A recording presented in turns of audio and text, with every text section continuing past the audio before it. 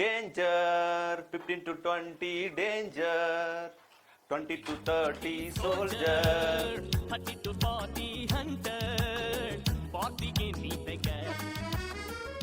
ಗೆ ಮೇಲ್ ಪಂಚರ್.